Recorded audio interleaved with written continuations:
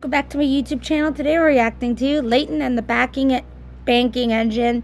And guys, I just found out this morning that Britt Alcroft, the creator of Thomas the Tank Engine, has sadly passed away at the age of 81. Like, I just can't believe she's died. Like, Thomas the Tank Engine was my childhood. Guys, leave in the comments below. R.I.P. Britt Alcroft. We'll never forget you.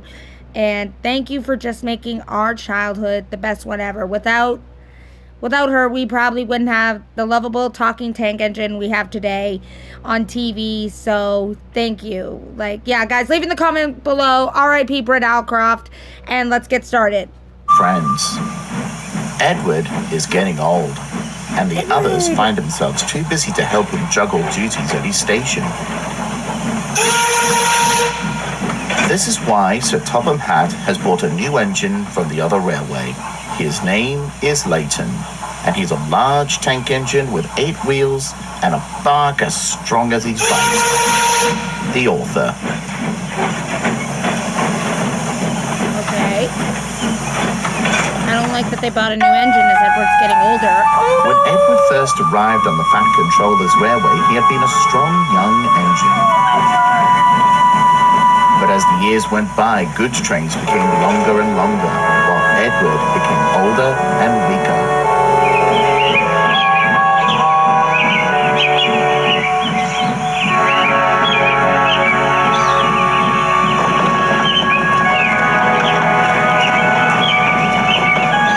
He would struggle to push the heavy goods up the hill, and by the time he had caught his breath, another engine was waiting for his help again. He was left no time to shut the trucks in the yard, and it became an awful mess. It was becoming apparent that a new engine was needed. Don't worry, Edward, the Fat Controller said. I'm bringing in someone new to take over. Edward was pleased and worked happily for the rest of the day. At least we'll get a bit of a break. The new engine arrived the next day. He was a large engine with 8 wheels and short, stumpy, sloping tanks. This, announced the Fat Controller, is your legend. He's arrived from the mainland and will be banking trains and shooting in your yard. Yes, sir. Thank you, sir, Edward said. Edward greeted the new engine warmly and showed him what to do.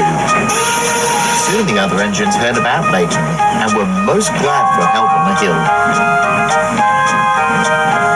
At first, Layton worked the yard and banked trains with ease. The trucks soon learned not to play tricks on him, and things ran to time. But one night after a long day's work, he spoke to me. Why do I feel like something bad's about to happen, though? I'm sorry. Make my bed and clean my room. Sorry, guys, that's my checklist. Clean nightstand.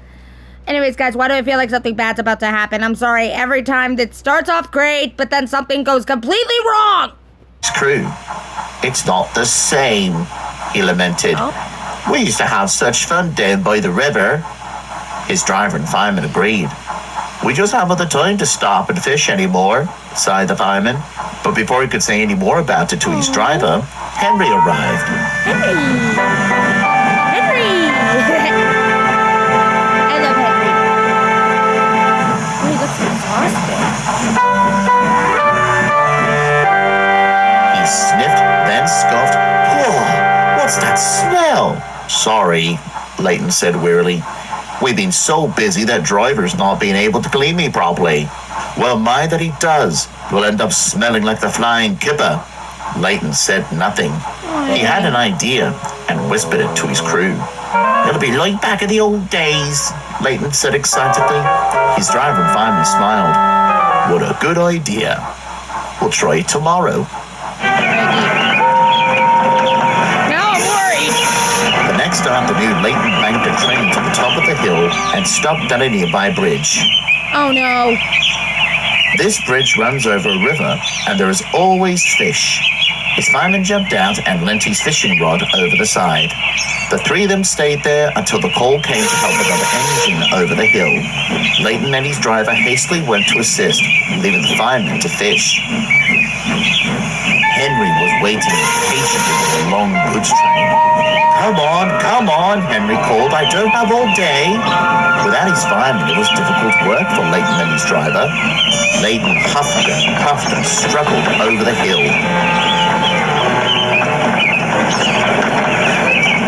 Okay, I get he wants to do what he did back home, but I don't think that's an option. Eventually, Henry and his train were over the top and very... Excuse me a minute. Dad not helping!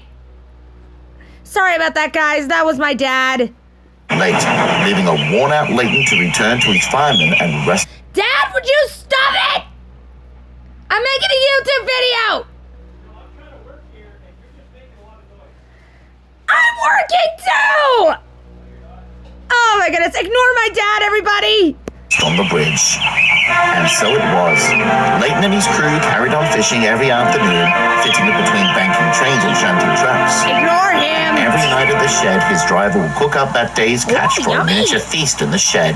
Yum. Edward's crew would delight in the fresh fish, but Edward grew concerned. Thank you! It's not safe to run without a fireman, he warned, but Layton took no notice. I'll manage just fine with one, he would boast. However, Layton wouldn't manage whenever his fireman was gone. Layton would feel unwell and would find it difficult to carry on shunting. Duh! The driver had to work twice as hard too. It started to cause many delays and trucks were held up in the yard. The bigger engines soon felt this and were annoyed by Layton's boasting. Running without a fireman is disgraceful, Gordon started. Leaving the yards in such a state, it's disgusting, James added. Then to make our trains late, it's despicable, finished Henry. The engines all agreed that Layton needed to be put in his place. But no matter what they tried, the big tank engine just ignored them. One night, however, James had an idea. And See, this is the problem, though. He wants a reminder of home, and I've been there. When I moved to Winnipeg, I wanted things to be the same. I wanted things to be like back home. But the thing is, when you move, you can't exactly have things the way they were, like they were in your old home. Things change. So I think Layton is just making a big mistake. He's living in a world where he wants it to be like back home. And this is not okay. he whispered it to the other big engines. Do you think it will work? Gordon asked. Of course, James replied. No, what did he do? You'll have to admit defeat if he can't get a simple goods train up the hill. The next day, James pretended to be ill, and his fire wouldn't burn nicely. His train struggled onto Edward's station where they stopped for help. James isn't steaming properly, the guard said. You have to push him over the hill. You'll have a hard time, James taunted. Without your fireman here, that is. I'll borrow yours then, Layton retorted. There's little hope for your fire. James almost gave himself away by blowing steam at him, but managed to catch himself. He's not used to tank engines, I'm afraid, so he wouldn't be much help, he said smugly. So, without the help of James's fireman, they pushed the train to the bottom of the hill, and his driver got to work building up the fire.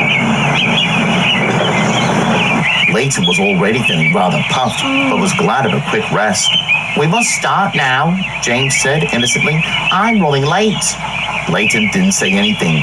He was building up more and more strength. With a whistle from the guard, he slowly started to push the train. Layton, don't do this! James didn't help. He just grinned. My plan's working. It's working.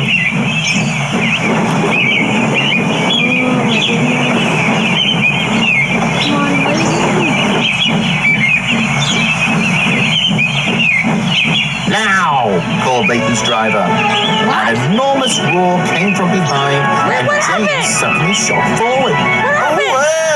James cried as he was forced up the hill. What's happening? Smoke and steam shot from Layton's funnel. He was working harder than ever, and before they knew it, James was over the top of the hill and running down the other side.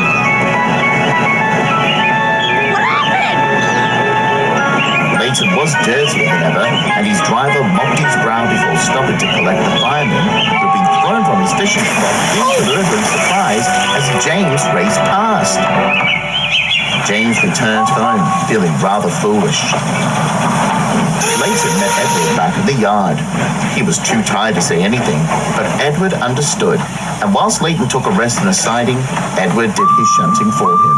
Oh. I love Edward. Unfortunately, the Fat Controller soon found out what had been happening and came to speak to the new engine that evening. I understand your position. Wash he and iron started, my work clothes. But I expect my Wash and engine iron to my have work both clothes. Give me a second, guys. What? Sorry about that. Let's continue. the driver and fireman on the job. Do I make myself clear? Yes, sir. Sorry, sir. Layton looked at his buffers. His crew sheepishly nodded in agreement. However, the Fat Controller continued, your words are very hard and the busy season is over. You shall have a washdown, and I shall make arrangements for another engine or two to help shut the yards. He winked at Edward. Edward chuckled. He knew what the top of hat meant. Layton looked forward to the rest and fell fast asleep. Oh, poor Layton. Thomas the Tank Engine had been having a terrible day. A landslide. All right, guys. Well, I didn't realize this video is going to be so long, so we'll continue it in the next video. We will continue this in the next video on Monday. So this will be part 1 of this video because I didn't realize it was a collection, and you know what? Had I known it would have been a collection, I'm like, yeah. So anyways, this will be part 1 of this video. We'll continue the next part in Monday's video. So thank you all for watching, guys. This is KBear101 signing out. Adios, everybody.